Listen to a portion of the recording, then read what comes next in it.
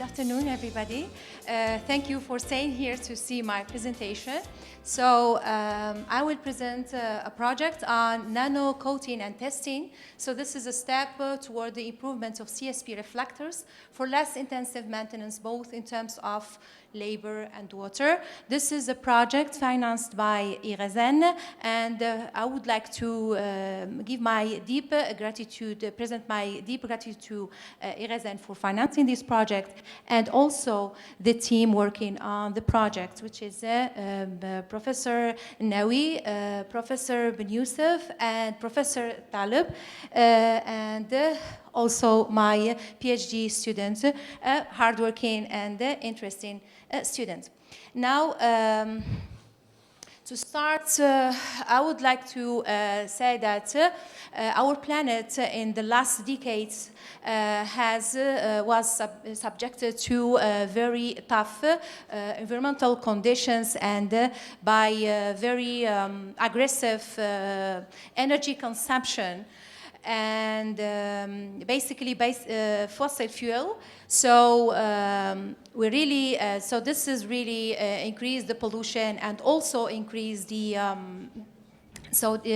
this increased the pollution and also the depletion of this materials.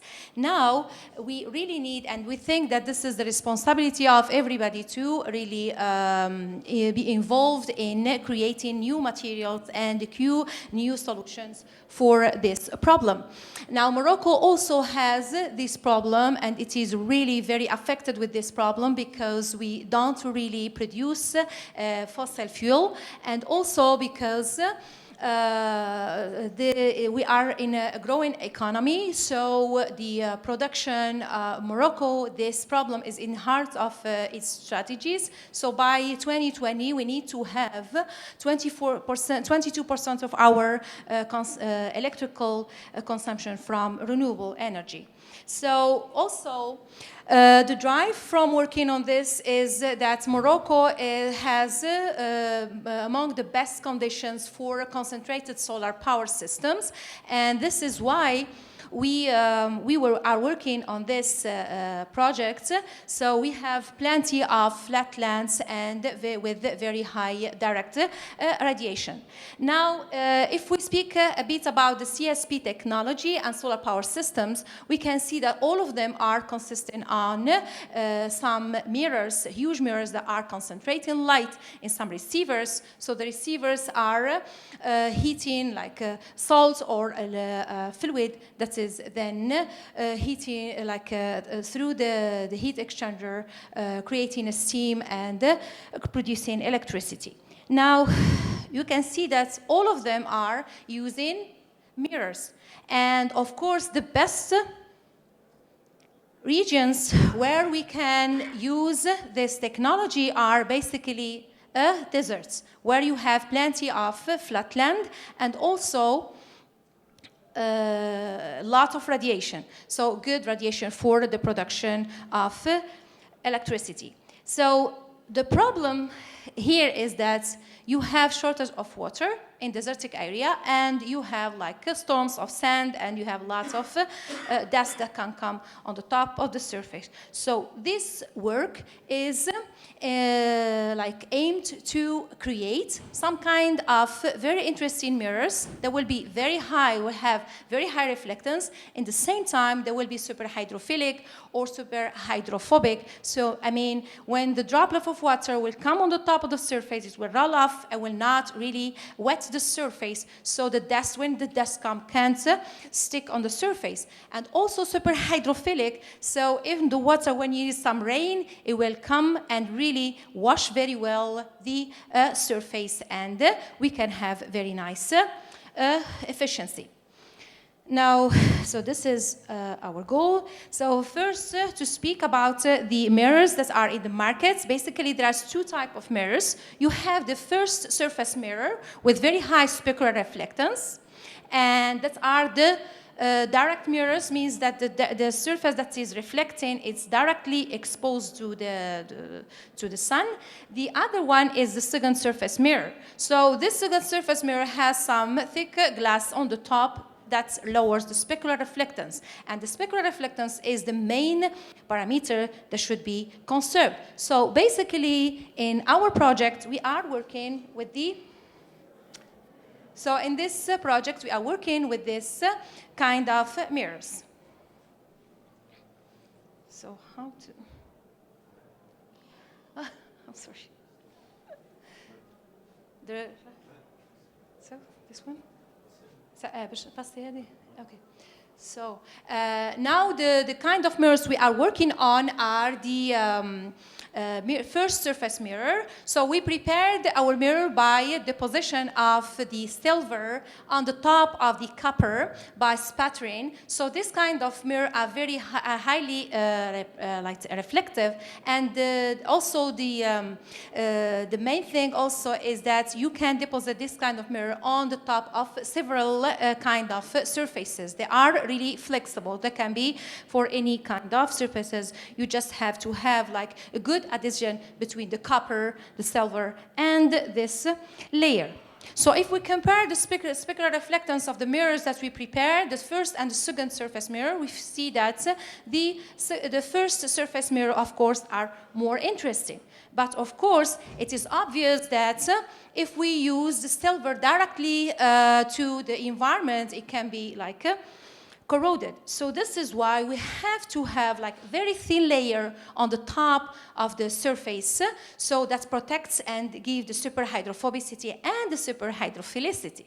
So of course we are, to understand this kind of phenomena, we were inspired from nature. So in nature you find this kind of plants that are completely wet, or some plants that are superhydrophobic. So this kind of plants like lotus flowers and this kind of surface, that's really, so you see when it is superhydrophilic, so the water can really wash the surface. So now to understand the superhydrophobicity and superhydrophilicity, we have to link that to two very interesting properties, are the surface free energy and the surface roughness.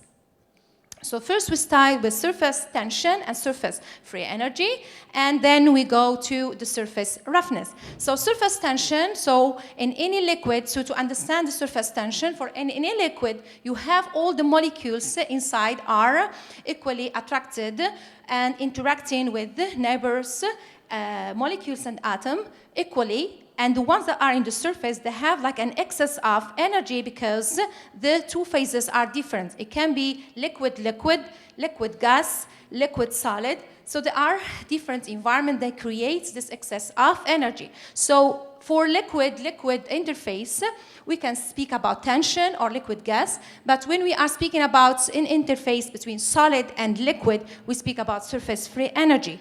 So to understand the difference between different surfaces, a simple experiment with a contact angle of any liquid can be deposited on the top of the surface, and you can calculate the surface tension.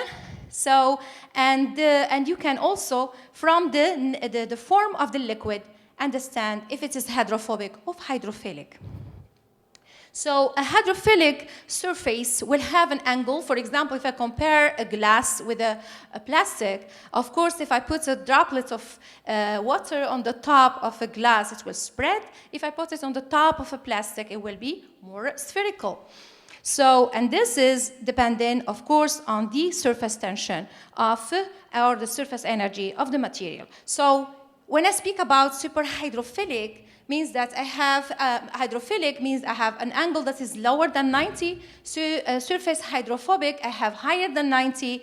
Superhydrophobic is higher than 150. And very low angles will give me superhydrophilic. Now, I spoke about the surface energy, now the surface roughness. So the roughness of the material is basically also playing a very important role. So if you can look to the equation of Wenzel, so the first equation that we saw before is Young equation that really relates the surface energy to the contact angle that we can get with a given liquid.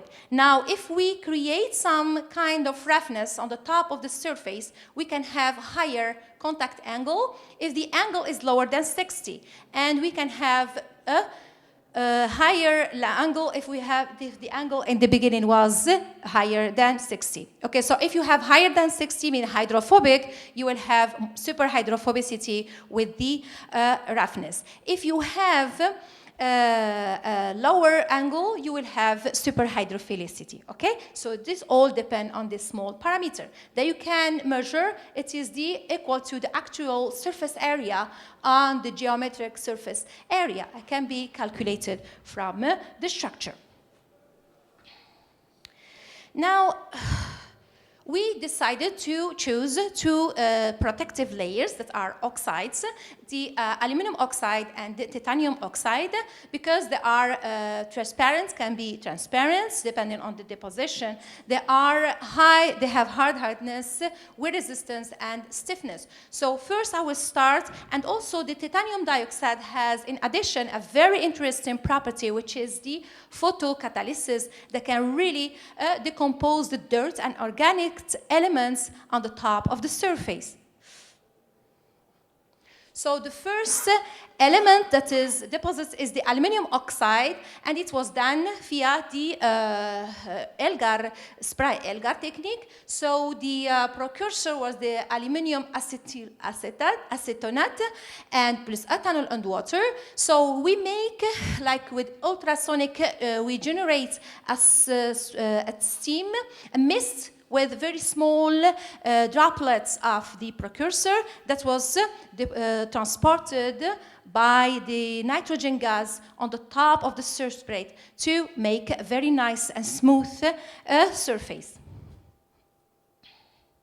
So the X-rays diffraction characterization give us an amorphous structure of aluminum oxide, of course, because we are working at 500 degrees Celsius. So the characterization by the EDAX shows that we have, indeed, we have aluminum oxide because we have aluminum and oxygen and a very low concentration of contamination of carbon. So if we compare the spectral reflectance of our mirror with the spectral reflectance of the mirror without coating, we see that we didn't really decrease the spectral reflectance. It is still 94% for the mirror protected with the aluminum oxide. So the diffuse also increased, but it is still in the very acceptable.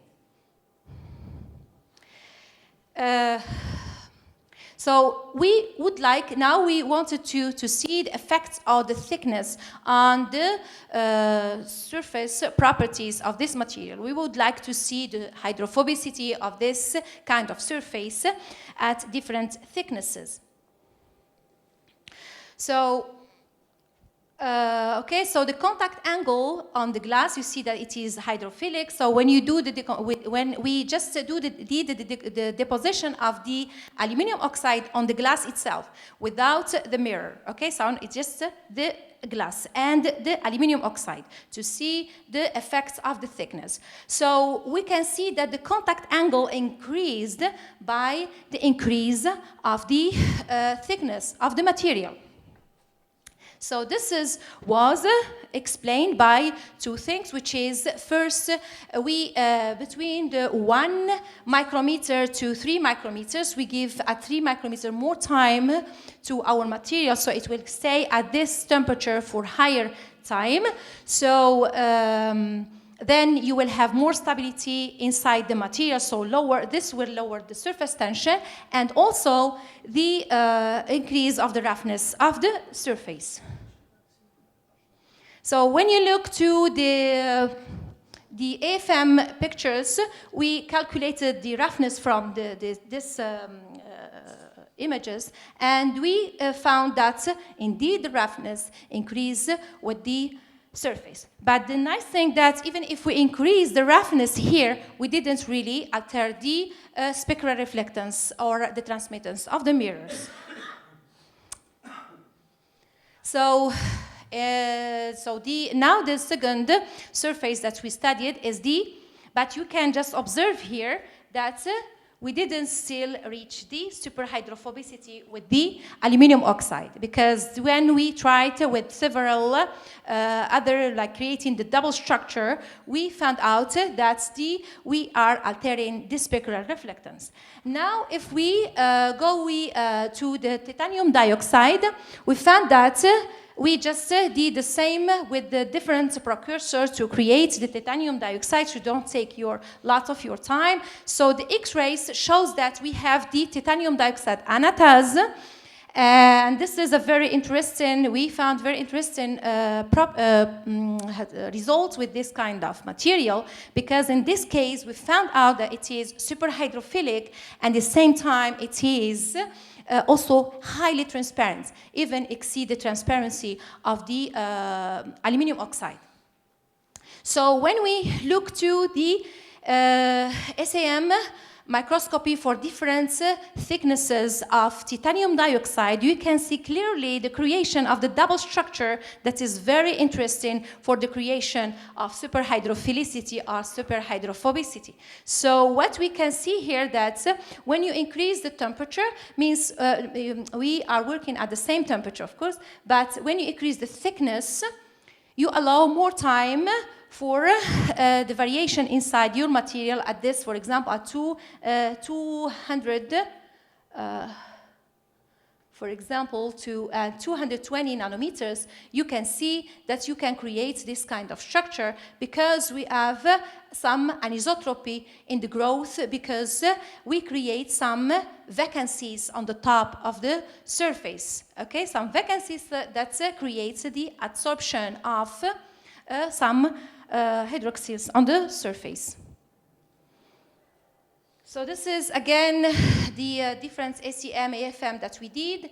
The chemical characterization was showed again that we have so that we don't have really a stoichiometry, and we have like high, so you can see that from here we can really see that we can say that we have like a vacancy, like oxygen vacancy that allow like, the absorptions on the surface. So from here you can see that the XPS also confirm our assumption, because we can see here that in the oxygen, we can see that we have the oxygen coming from the TiO2 like a molecule at this reflection, but when the concentration increases, when the thickness increases, you see the apparition of the oxygen that goes to coming from the hydroxyl and OH groups.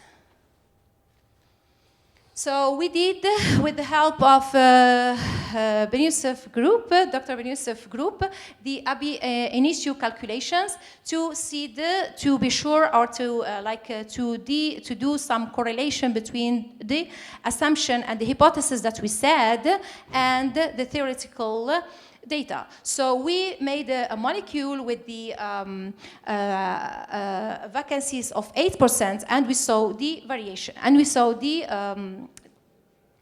correlation. So we calculated, or we measured the transmittance and absorption. So from here we calculate the absorption coefficient that will be later used for the calculation of the gap, the experimental gap. So the experimental gap was calculated via experiment and via ab initio, and we can see here the very good correlation between the experimental results and the results predicted by the okay, so now we can see that the reflectance, specular reflectance. So you see here that this. You can see here the specular reflectance is very interesting in the case of the TiO2 coated with the titanium dioxide. So the titanium dioxide is very interesting in terms of hydrophilicity, because we saw that the angle was really low, and also because of the specular reflectance. So the conclusions that we have: increasing the thickness of aluminum oxide will increase the hydrophobicity, but maybe we will go, because we tried lower thicknesses, but it was not really stable. But when you higher the thickness, you increase the hydrophobicity, but it is really impossible at this thickness to have, not to have some scattering of light.